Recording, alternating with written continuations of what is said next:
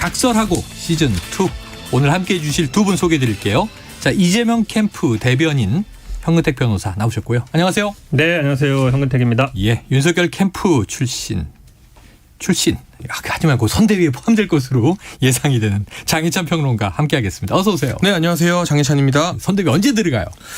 아니 뭐 출범이 돼야 출범이 되는 출범이 것이고 아직 안 되고. 인사는 모두 대통령 후보께 권한이 있는 것이기 때문에 그래요? 그 부분에 대해서는 이제 자중하면서 정권 교체를 위한 미랄이 되겠습니다. 정권 교체 미랄이 되겠다. 장혜찬 평론가가 아마 중책을 맡게 될 겁니다. 중책을 맡게 될 것이다. 네. 맡겨야 되고요. 지금. 네. 근데 그 카운터 파트 네. 이재명 캠프에서는 또 현 변호사님이 중책을 맡으실 거 아니에요. 저는 그냥 대변인 맡고 있죠. 네. 네. 두 분이 제가 보기에는 뭐 이윤 캠프의 조자룡들 아니냐. 그래서 이제 시사본부에서 이제 합을 겨뤄주고 계신데 아주 듣는 청취자분들은 재미가 쏠쏠합니다. 자, 첫 번째 키워드를 한번 볼게요. 현근택 변호사가 뽑아오신 키워드. 이 오디오로 듣고 이야기 나누겠습니다.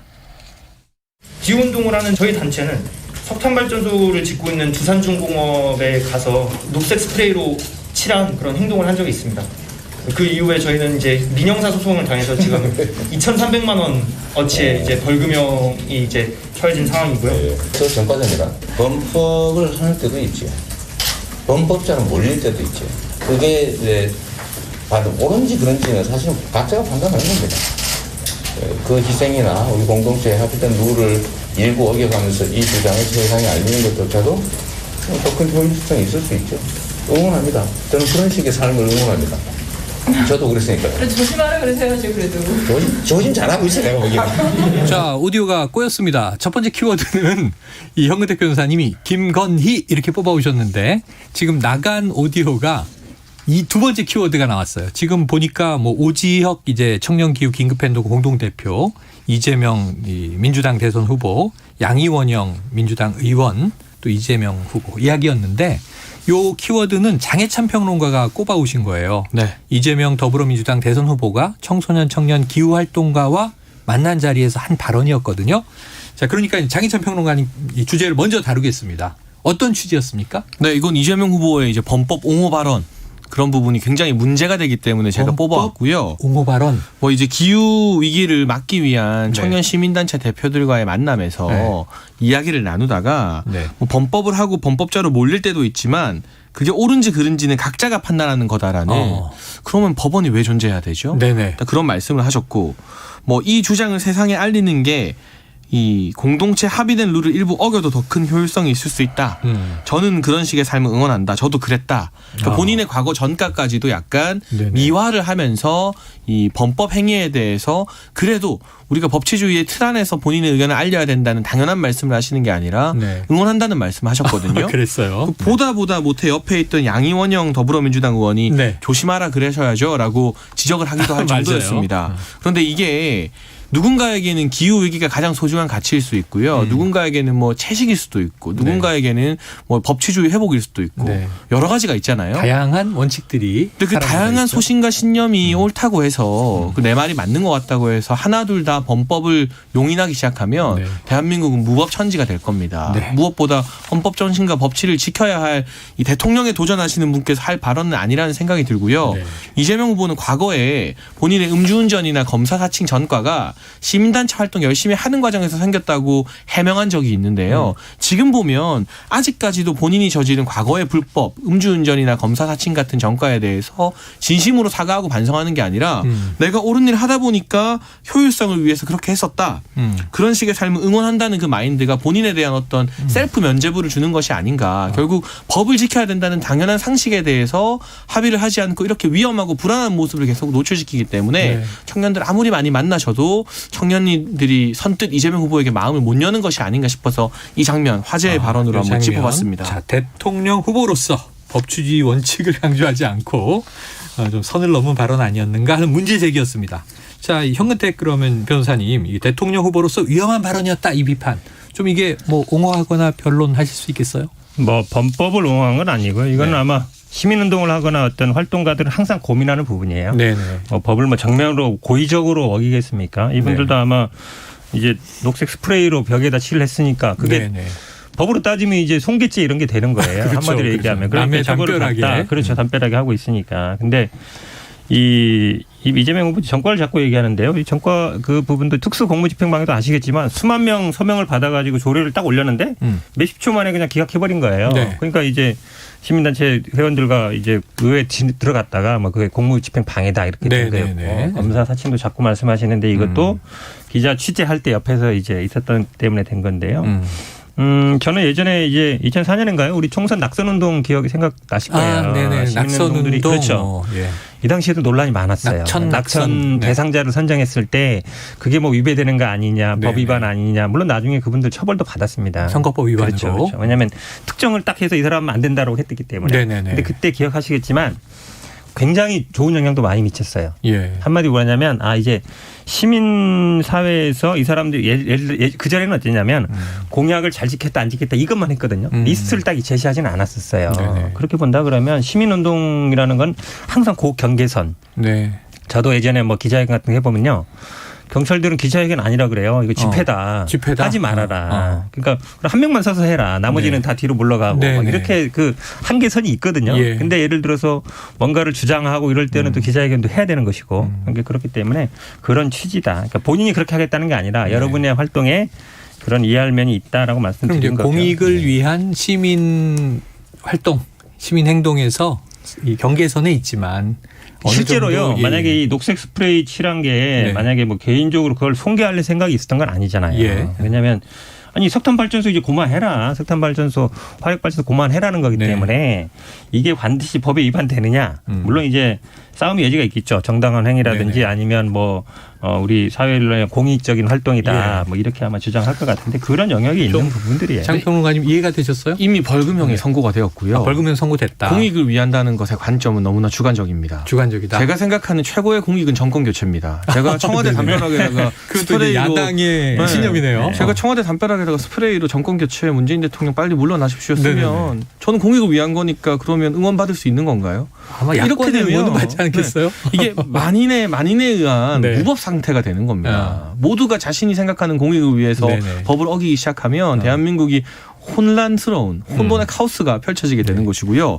저는 노영민 전 비서실장이 많이 생각나더라고요. 네네. 그분이 이 광화문에 모였던 보수단체들에게 이 코로나 방역법 어겼다고 살인자라고 국회에서 공개 발언하셨잖아요. 아, 그런 적이 있었죠. 네, 그런데 그때도 사실은 논란이 있었죠. 저는 그 광화문 집회가 부적절했다고 생각을 합니다만 그분들 입장에서는 이 기후위기 행동만큼이나 자신들 나름대로는 네. 공익을 위한 네. 것이고 신념을 관철시키기 위한 움직임이었어요. 네. 그런데 정치적 성향이 다르니까 그 사람들에게는 청와대의 대통령 비서실장이 살인자라고 했고 거기에 대해서 여권에서 별다른 사과하거나 반성하지 않았거든요. 네.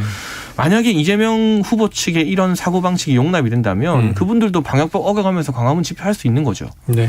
그러니까 법이라는 것은 주관적인 관점으로 이건 공익에 부합하니까 어겨도 되고 이건 공익에 부합하지 않으니까 지켜야 되는 것이 아니라 우리 사회 구성원 모두가 지켜야 되는 최소한의 기준입니다. 네. 그 기준에 대해서 원칙을 이재명 후보가 집권여당 대통령 후보이기 때문에 더더욱 좀 확고히 해주시길 바란다 그런 당부의 말씀을 드리고 싶습니다. 제가 만약에 변호사라면요. 이 활동가들 무죄 주장할 것 같습니다. 네네. 그러자면 변호할 것 같다. 개인의 그럼요. 당연히 지금 뭐 정권 교체라는 거는 한 정치 단체의 목적이지 공적인 건 아니죠. 네. 그런데 이분들의 활동은 당연히 석탄 발전소 그거를 좀 줄여라고 하는 거잖아요. 탄소 줄이고 그렇죠. 그런 기후를 목적이기 때문에 그게 보호하자.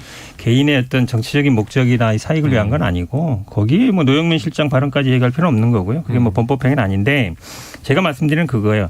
법이라는 걸 모두 일률적으로 당연히 법 지켜야 되죠. 법을 지켜야 되는데 이런 시민운동 활동하는 사람들의 입장에서는 그 한계선 네. 그러니까 공적인 개인의 예를 들어서 자기가 정치적인 어떤 권력 쟁취를 위하거나 자기네 사익을 취한다 그러면 당연히 안 되죠. 근데 사회 발전하기 위해서는 그런 분들의 노력도 필요하다. 그렇게 말씀드리는 거예요. 네. 그거하고 어떻게 저 광화문 집회하고 같이 연결하겠습니까? 그러니까 이재명 그거하고 후보가 연결 대통령이 자체가 좀 되면 잘못된 우리 집 담벼락에도 누가 스프레이 치라고 아니, 그렇게 그런 자꾸 얘기를 오버하지 좀 마시고 오싹한 그래요. 마음이 많이 듭니다. 당연히 그 사람 네. 만약에 그 집에서 어떤 문제가 있다라고 한다 그러면 그런 걸 얘기하는 것이지 그걸 자꾸 뭐 그렇게 무엇이 얘기하시니까 공익인지 판정하는 것도 결국 법의 기준에 따른 법에서 것이기 하는 때문에 거죠. 일단 법원에서 이분들이 하는 건데. 벌금형을 받았고 그렇다면 좀 다른 방법을 찾아라 응원하겠다라고 말하는 게 성숙한 어른의 자세가 아니었나 하는 아쉬움이 드는 겁니다. 자, 이거 조금 우리가 같이 고민해 볼 대목이 있는 주제인 것 같습니다. 자, 예를 들면 공익적 목적에서 실정법을 어기는 상황이 생길 수도 있다. 그런 것들에 대해서는 우리가 조금 또 포용해야 되는 거 아니냐라는 관점과 공익적 목적이라 하더라도 공익적이라고 하는 자체가 좀 주관성의 개입일 수 있다. 각자의 소신이 또 충돌할 수도 있다. 그래서 최소한의 룰인 법을 어겨서는 안 된다. 이런 두 입장인데 제가 보기엔 이 자체가 좀 진보와 보수의 시각 자체를 반영하고 있는 이슈 아닌가 하는 생각이라 요거 대선 본선 과정에서 좀 이슈가 될 것 같다 하는 생각이 듭니다. 그런데 제가 떠오르는 건 그런 거예요. 음주운전자와 초보운전자 중에 누가 더 나으냐 할 때 또 답변이 있었고 그제 안철수 의원 어제 인터뷰를 했더니 네. 음주운전자 초보운전자 다 문제다. 하나는 불법 하나는 불안. 나는 무사고 운전자다. 또 이렇게 강조를 하시기도 하더군요. 자, 요 재밌는 논쟁인데 이어질 것 같습니다. 이 정답이 없어 보이고요. 아까 이 첫 번째 키워드를 잘못해서 이 현근택 변호사가 가져온 김건희라고 하는 이름을 키워드로 말씀드렸는데 관련 오디오를 듣고 두 번째 이슈로 넘어가겠습니다. 기본적으로는 그 윤석열 후보의 부인께서 뭐 사업을 하고 계시는 분이라서 좀 사회적으로는 굉장히 그 사교성도 있고 그렇다고 들었습니다. 전 뵙지는 못했지만요. 근데 예. 온갖 없는 죄도 뒤집어 씌울 듯한 그런 기세로 수사가 진행되고 있는데 뭐 그것 때문만은 아니겠지만 여러 가지 좀 제약의 요건이 실제로 있는 것도 사실로 보이거든요. 그러니까 적절한 시기에 또 활동을 하지 않을까 생각합니다. 네. 자, 지금 김재원 국민의힘 최고위원 목소리인데요. 김건희 씨에 대한 이제 언급이었습니다. 방송에서 나왔죠. 현근택 변호사님 이 키워드의 취지를 먼저 설명해 주시죠. 기본적으로 이제 대통령 후보의 부인은 나중에 영부인 될 수 있는 부인이잖아요. 그렇죠. 다른 정치인들하고 다르게 청와대에 부속실도 있고 예산도 배정되고 공적 활동을 합니다. 실제로 외교 네. 활동도 하고. 그러니까 공인이라고 볼 수 있죠. 단순히 다른 뭐 국회의원 부인하고 다른 거죠. 그럼 당연히 뭐 나와서 대중들의 검증을 받는 게 당연히 맞는데 뭐 저는 언제 나올까가 가장 관심이잖아요. 네. 관심인데 뭐 저는 그 듣기는 뭐 안 나올 수도 있고 나올 수도 있고 여러 가지 들어서 제가 아마 이 김재원 최고위원님한테 질문을 했던 건데 뭐 나온다고 하니까 나오실 것 같긴 한데 결국은 아마 관건은 지금 뭐 도이치모터스 주가 조작 사건 이게 과연 어떻게 되느냐 언제 소환하는지 뭐 기소할지 아니면 기소한다 그러면 뭐 구속 기소할지 불구속할지 뭐 이런 여부들이 결정돼야 나오지 않겠냐라고 보고 있습니다. 지금 안 그래도 조금 전에 이제 10분 인터뷰를 도이치모터스 권오수 회장이 구속됐기 때문에 김건희 씨 관련된 부분에 대한 이제 좀 지금 미스테리죠. 이제 그런 부분들을 수사로 밝혀져야 되는데 언급을 했는데요. 자, 그 문제가 좀 해결돼야 공적으로 행사에 참여하지 않겠느냐. 그럼 이제 장평론가님은 이제 특보를 지내셨으니까 네. 김건희 씨의 이제 이 배우자로서 대통령 후보와 좀 공식 행사의 모습을 나타낼 시점 그럼 예견이 되세요? 저는 시기의 문제지 이제 선대위가 출범하고 나면 한다. 본선 과정에서 예. 윤석열 후보가 직접 언론 인터뷰에 답했던 것처럼 국민이 원하는 부분에서 뭐 봉사활동을 함께 한다던가 하는 식의 공식 행보가 있을 거라고 예상을 네네. 하고요. 네. 그리고 이 검찰이 이렇게 시간만 끌고 아직까지 소환도 안 하고 있고 예. 무려 1년 6개월을 주변을 다 뒤져가면서 수사했는데 이번에 영장 이제 다른 사람들 청구할 네네네. 때도 보면 이 김건희 대표의 이름이 어디에도 적시되어 있지 않습니다. 네. 그럼 1년 6개월 동안 수사하면서 사실상 저희는 표적 수사라고 보고 있는데 네네. 영장이 이름 하나 적지 못할 정도의 부실 수사를 한 건가요? 이 어. 검찰이. 그리고 처음에 이 의혹이 제기되었던 게 사실 2013년 윤석열 당시 검사가 국정원 댓글 사건 관련해서 고초를 겪을 때였습니다. 네네. 박근혜 정부였죠. 네. 그때 경찰에서 내사에 들어갔다가 혐의가 없음 사실 무근으로 내사가 종결되었던 것인데 이게 이제 윤석열 후보가 검찰총장 시절 조국 전 장관 수사가 시작되자 네. 경찰이 해당 내사 자료를 모 언론에 온라인 언론사에 유출하면서 네. 다시 문제 제기가 됐고 최강욱 열린민주당 대표위에서 고소고발이 이루어져서 네. 1년 6개월이나 수사하고 있는데요. 그러니까 1년 6개월 되도록 아직 소환도 못했고 영장에 이름도 적시 못하고 있으면 도대체 뭐 하는 거냐. 네. 그 시간 끌기로 계속 프레임 싸움을 하자는 거냐 이런 생각이 많이 들고요. 자신 있으면 수사 제대로 하셔서 성과 내면 되는 것이고 해당 사안에 대해서도 사실 2010년도에 김건희 대표가 뭐 해외 뭐 금융그룹 전문가 출신이다라고 누구를 네네. 소개받아요. 이모 씨를.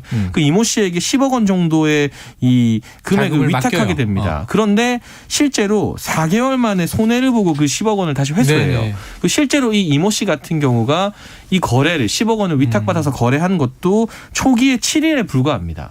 그러니까 전문가라는 사람한테 자산의 일부를 맡겨서 이제 투자를 좀 부탁한 건데 이게 총 이 자산이 맡겨진 기간은 4개월이고 네. 실제 그 금액으로 투자가 이루어진 건 처음 일주일이 전부였습니다. 네. 그리고 손실을 봤어요. 그리고 돌려받았어요. 아니 무슨 주가 조작에 지금 여건이 말하는 쩐주가 네. 금액도 뭐 주가 조작을 하려면 최소 몇백 몇천 원이 들어가야 될 텐데 10억을 가지고 전문가에게 맡겼다가 4개월 만에 손해보고 회수합니까? 네. 좀 앞뒤가 안 맞는 주장이기 때문에 네. 만약 조금이라도 의심스러운 근거가 있었다면 저는 장당하건대 국민의힘 경선 과정에서 검찰이 김건희 대표를 소환했을 거라고 봅니다. 근데 소환하고 싶어도 건덕지가 없으니까 계속 지금 군부만 피우면서 소환을 못하는 검찰 입장에서도 네. 참 난감한 상황이 아닐까 싶습니다. 자, 윤 후보 캠프 쪽 입장에서 지금 장평론가는 자신 있다. 자신 있으면 소환을 해라. 검찰은 왜 조사 수사 못하는 거냐? 현 변호사님 왜 못하는 거예요? 국민의힘 쪽에서 나오는 얘기가 이거 네. 대선 후보 부인이니까 뭐 대선 후로 밀어라 이런 얘기 나오고 있는데 지금 대선 장해찬 그런 얘기가 있었죠. 그거의 특보님처럼 뭐 당당하게 수사 받겠다는 태도가 옳다고 보고요. 저는 자신 있으면 1년 소환하라는 게 6개월 아니라 좀 얘기 들어보세요. 검찰이 1년 자신이 6개월 동안 없으니까. 수사했다 자신 그러는데 없다? 사실은 그동안 검찰총장이었죠. 올해 네. 3월에야 사퇴했잖아요. 네네. 제대로 수사한 거는 검찰총장인데 검찰총장 부인 수사할 수 있겠어요. 제대로 다 그러니까 보고해야 1년 되는데. 6개월 수사했다고 하지만 당연하죠. 묵히고 있었다? 이 검찰총장 사퇴하면서부터 수사가 시작된 것이고요. 시작된 거다. 올 3월부터. 그다음에 이 수사 순서를 보면 그 이제 이모 씨, 이정필 씨 그분이 사실은 직접 통장을 건네주고 통장만 건네준 게 아니라 네. 원래 주식을 갖고 있었어요. 23만 주가 그렇죠. 있었다고 그것도 하네요. 건네준 거거든요. 그러면 근데 그 사람이 잡혀야 사실은 그 다음에 이제 조사가 돼요. 네네. 근데 이분이 영장 청구되니까 도망갔잖아요. 한 달 간접. 동안. 네, 도주. 최근에 잡혔죠. 지난 그렇죠. 12일에 이제 가장 잡았습니다. 문제는 뭐냐면 전문가를 만났는데 주식 전문가라 소개해서 만났다. 누가 소개했죠? 도이치모터스 사장이 소개한 거예요. 권오수 회장이 소개를 했어요. 그 사람이 소개해서 그 사람한테 돈과 도이치모터스 그 주식 23만 주를 맡겨서 거래를 하게 했다는 거잖아요. 그거 자체가 내부 정보 이용 혐의를 인정하는 거예요. 네. 왜 그러냐면 우리가 주식을 살 때 그냥 객장에 가는 거 본인이 트레이드 하면 되는데 네. 내가 살려는 회사의 사장 소개로 누구를 만나서 그 회사 주식도 주고 그다음에 돈도 주고 네. 그거 이상하잖아요. 말이 안 되는 거잖아요. 네. 그래서 그 자체로 제가 보기에 문제 있다 보고 지금 자꾸 손해봤다 그러는데요. 지금 그 손해는 최종적인 손해가 아니에요. 2010년 5월 20일 종가 기준으로 4천만 원 손해다. 그 시기에는. 그렇죠. 최종적으로 누구한테 얼마에 팔았는지는 안 나와 있어요. 그 2013년까지 계속 전환사채도 거래가 됐는데 네네. 일각의 보도에 의하면 국민대회 뭐 비슷한 양이 있다도 그러고 예. 그러면 결국은 주식이라는 거는 기존에 갖고 있던 주식 그다음에 10억 원 갖고 산 주식 그게 언제 누구한테 얼마에 팔아서 최종적인 수익은 얼마냐 이걸 얘기해야 되는데 지금은 통장 회수한 그 날짜 2010년 5월 20일 종가 기준으로 손해라는 거는 제가 보기에 눈 가리고 아웅이다라고 생각할 수밖에 없고 네. 제가 보기에는 뭐 그 공개한 것도요. 2009년하고 2010년 특정 몇 부분만 한 거잖아요. 근데 주가는 실제로 2010년부터 뛰었어요. 네. 그럼 주가 뛰었을 때 11년, 12년 이때 걸 공개해야 되는데 엉뚱하게 앞에 주가 안 오를 때 것만 공개하니까 사람들이 네. 안 믿는 거죠. 자, 어떻게?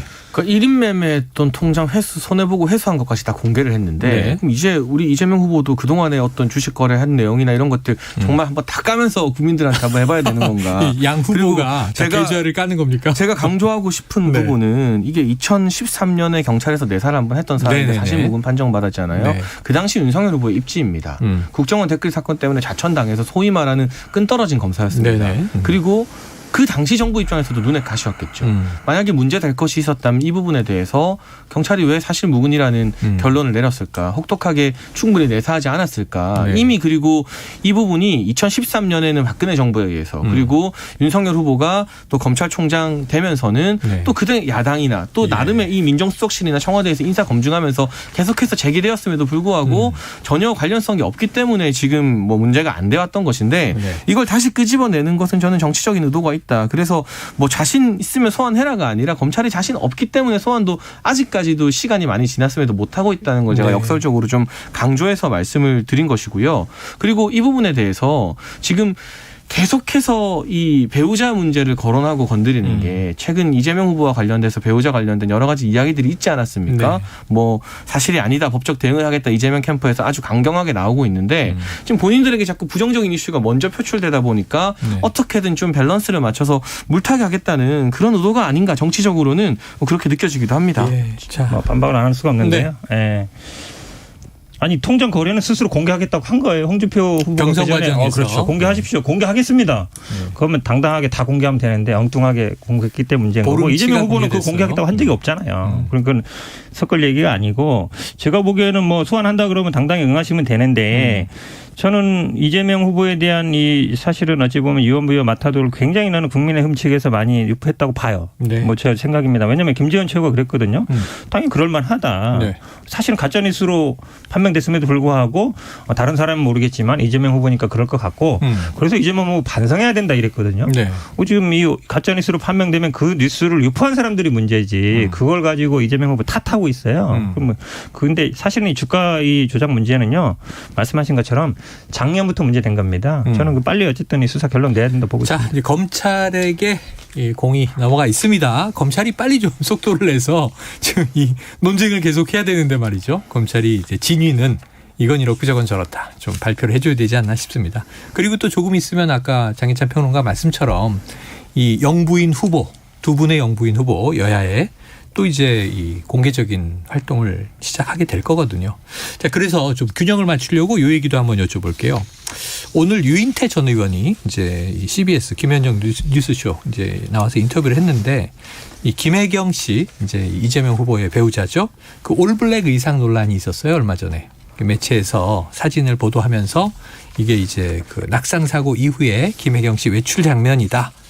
그런데 이제 이재명 후보 측은 아니다, 수행원이다라고 했고 나중에 이제 오보를 매체가 인정을 했는데 이 유인태 전 의원 얘기는 기자들을 골탕 먹이려고 올블랙 의상 그렇게 한 것이다라는 얘기를 했어요. 요즘 이재명 후보 이제 백브리핑도 안 하고 또 기자들을 왜 골탕까지 먹이려고 했는가? 현 변호사님 어떤 의도입니까? 백브리핑을 할 거고요. 당연히 해야 된다고 거고. 보고 예, 기자 질문을 피하면 안 되죠. 왜냐하면 근데 이게 아마 이 아시겠지만 이제 옛날 아파트들은 그 지하 주차장이 없어요. 지상에 세워놓잖아요. 나오면 보이거든요. 현관으로 요즘 나오죠. 아파트들은 지하로 내려가서 차 타고 가면 사실은 그렇죠, 모르는데 근데 이 매체가 아시겠지만 이제 연예계 쪽이나 이런 데서 유명한 네네, 기자들이잖아요. 맞습니다. 그러니까 뭐 기자 마크 찍힌 차도 아니고 그냥 일반 차를 타고 다니면서 아마 차 4대 5명이 어쨌든 계속 네네, 그렇게 있었다니까 알려졌죠. 이제 병원에 가야 되잖아요. 병원에 가야 되고 한 일주일만 나온 거거든요. 아프고 네. 병원을 가야 되는데 이제 병원 나올 때를 찍으려고 이렇게 했던 거라서 물론 뭐 적재를 했느냐 논란이 있을 수 있지만 네. 좀 심했다. 이게 사생활이기 때문에 굳이 네. 병원에 가는 건 사생활이 맞거든요. 매체 쪽이 심했다. 그렇죠. 그래서 이런 거는 좀 피해야 된다. 스토킹으로 신고한 거죠 당시에. 그래서 이제 아마 쫓아오고 이러니까 경찰이 왜 하냐 그러니까 뭐 취재 전에 했는데 그건 아니잖아요. 또 사실은 아시겠지만 예전에 뭐 이렇게 쫓아다니다가 사고 나는 적도 있어요. 네. 그래서 이제 그런 부분들은 좀 물론 뭐 보도의 알 권리를 내세우는 건 좋지만 그래도 피할 건 선은 지켜야 된다라고 보고 있습니다. 네. 자, 혹시 장 평론가님 이 사안 어떻게 보고 계십니까? 일단은 계속해서 이재명 후보가 백브리핑 안 하는 것 자체가 정치 상식에 반하는 국민소통 거부 행보이기 때문에 국민소통 거부 행보다. 메타버스 타고 2030 만나는 게 아니라 네. 2030 기자들의 백브리핑 요구에 응하는 게 순서다라는 말씀을 좀 드리고 네. 싶고요. 윤석열 후보 같은 경우는 뭐 정치 논란이 아무리 거세게 불거질 때도 하루에 한 번 백브리핑 걸은 적이 없습니다. 네. 참 대비되는 차이라는 말씀을 좀 드리고 싶고 이게 뭐 수행원이냐 아니냐 말들이 참 많았는데 네. 보통 평범한 수행원이 그렇게 뭐 이 일부 영화 캐릭터를 연상시킬 정도의 검은색으로 합성 사진이 온몸을 많이 돌았어요. 둘둘 말고 하진 네. 않죠. 의도적으로 대역을 내세운 겁니다. 그런데 도대체 감추고 싶은 게 무엇이길래 의도적으로 배우자의 대역까지 내세워서 그 이 해당 매체의 후문을 들어보니까 그 차량이 분당에 출발해서 여의도 민주당 당사 근처에 왔다가 당사 근처를 배회하다가 다시 분당으로 갔다고 하거든요. 그래요? 그러니까 기자들 따돌리기 위한 것이면 알겠는데 네네.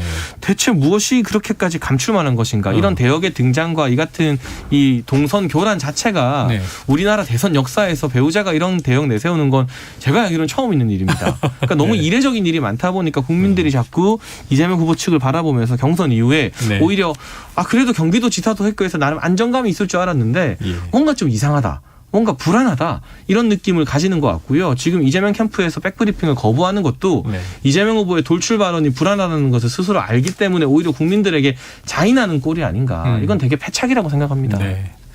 야, 절반 했는데 시간이 다 갔어요. 두 분의 공방이 치열합니다. 저는 양쪽 얘기를 들으니까 다 각각 일리가 있어요. 이 귀가 팔랑귀라 그런가요? 이쪽 얘기 저쪽 얘기 일리가 있는데 이게 참 쉽게 답이 내려질 게 아닙니다. 국민들의 집단 지성에 좀 맡겨봐야 될 것 같고 매체 자중도 필요하고 또 후보 측도 조금은 더 공개적으로 당당하게 백브리핑 하신다 그런 거죠?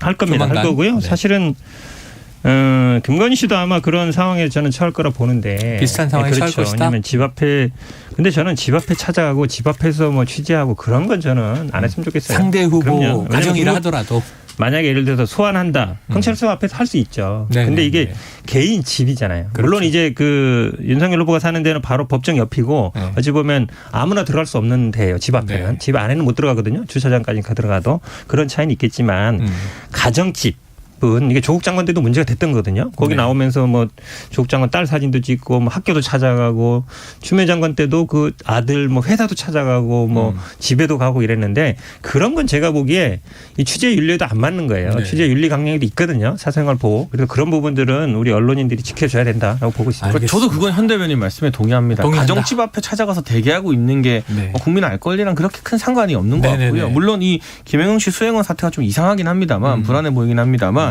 그래서 지금 일부 이 진보 매체에서도 네. 윤석열 후보 이제 부모님 댁에 찾아간다거나 예. 이런 식의 무리한 취재를 시도해서 고발당한 전례도 있거든요. 네네. 이건 여야 떠나서 네. 이 가정집에 대해서 좀 취재 한계를 지켜주는 것은 필요한 언론 윤리가 아닌가 동의합니다. 끝에 두 분이 합의를 이뤘습니다. 청취자 여러분 기뻐해 주십시오. 제가 다 기쁘네요. 마지막에 이제 동의가 되니까. 근데 지금 이제 이 우리 현근택 변호사님은요. 하나 더 국민의힘 원팀 논란 이 키워드도 뽑아주셨고 또 장혜찬 평론가는 이재명과 기재부 이게 정부 여당이 좀 격돌이 있죠. 재난지원금 때문에 방역지원금. 이 두 가지 너무 재밌는 이 정책적인 이야기인데 또는 이제 지금 정치 현안이고 못 다뤄서 아쉬움이 있습니다. 다음 주에 또 계속 다뤄봐야죠. 대선 레이스는 계속 이어집니다. 오늘 각설하고 시즌2 이재명 캠프의 현근택 변호사 전 대변인이셨고요.